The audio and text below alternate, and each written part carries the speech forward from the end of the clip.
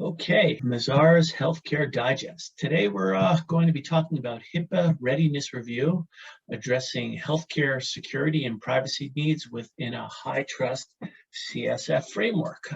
My name is Justin Frazer. I am a director here at Mazars, and I'm with my colleague, Bill Ahrens, who's also a director. How are you doing today, Bill? I'm doing great, Justin. How about yourself? Oh, I'm doing well. I'm always happy to do these digests and inform people on some really interesting topics in healthcare today. So why don't we jump right in? So, Bill, what are some of the regulations that a healthcare organization needs to comply with in order to assure data integrity and confidentiality? Well, Justin, as you're aware, healthcare organizations must comply with the HIPAA regulations, first issued by the federal government some 25 years ago and subsequently updated and strengthened over the years, and now by a growing number of state regulations as well. However, even with all the additional updates to the original regulation, HIPAA is still very descriptive and not a prescriptive set of regulations. So in many areas, the regulations leave it up to each organization as to how a specific requirement needs to be addressed, such as, does the organization need multi-factor authentication for its remote users? As a result, HIPAA compliance is subjective. What healthcare organizations should do is to follow a privacy and security framework that is comprehensive, detailed, and prescriptive. Healthcare providers need to understand that, first off, HIPAA violations can be very costly. The fines and penalties are increasing every year. And so, for example, in 2020, OCR penalties for right of access violations ranged from $15,000 to over $160,000. And for security rule violations, the penalties ranged from $25,000 to $6.8 million. Now, secondly, compliance and data governance are key for both privacy and security. Some organizations tend to focus on security over privacy, but both are equally important. And then thirdly, HIPAA compliance does not equate to data secure. The bar for HIPAA compliance is relatively low, and aiming for that will not leave the organization in a good place. The recent Universal Health Systems breach cost them over $50 million. Wow, that's fascinating, Bill. I'm fixated on the fact that HIPAA is subjective and the bar is pretty low. So let me just ask you the obvious question. If that being the case, how in the world does a healthcare organization know that it is even compliant with HIPAA? Well, unfortunately, there's no such thing as a HIPAA certification. And since compliance with the HIPAA privacy and security rules are somewhat subjective, it can be difficult for senior management to know what their exposure really is. And frankly, I think it's especially concerning for smaller organizations, which may have understaffed IT departments that sometimes try to meet HIPAA regulations by downloading templates off the internet and just inserting the name of their organization. The problem is that ineffective and aspirational policies and procedures can lead to significant fines, penalties, and additional costs. And it's also interesting to note that over the last several years, we find the same issues being the most common HIPAA violations.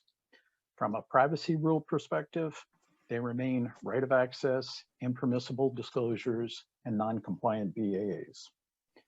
And from a security rule perspective, the most common violations are failure to conduct a risk analysis, poor risk management processes, and ineffective access controls. What about cyber attacks and ransomware? Unfortunately, ransomware is and will continue to be prevalent. And as organizations have begun to figure out how to protect themselves, for example, by ensuring good backups that are stored offline, the criminals now have gotten a little smarter in their attacks, using what's called a double extortion approach.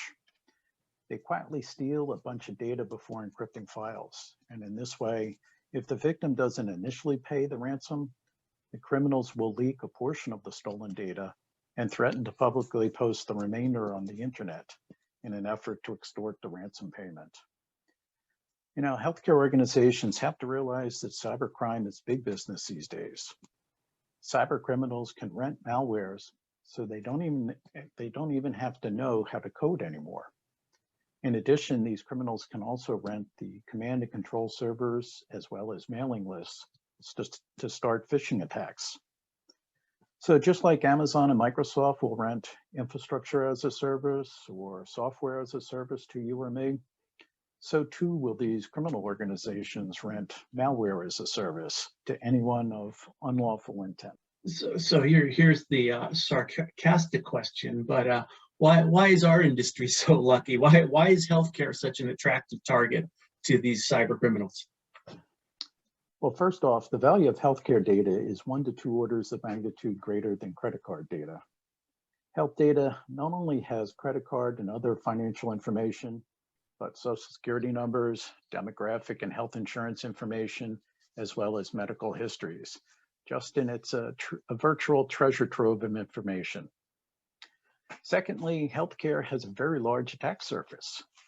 You know, in our industry, we have a steady stream of new employees, whether they're per diems or new residents, and there are numerous systems with easy entry points. You know, especially when you consider that healthcare organizations are connecting IV pumps, other biomedical devices, and wearables that typically have outdated operating systems and weak privacy and security controls.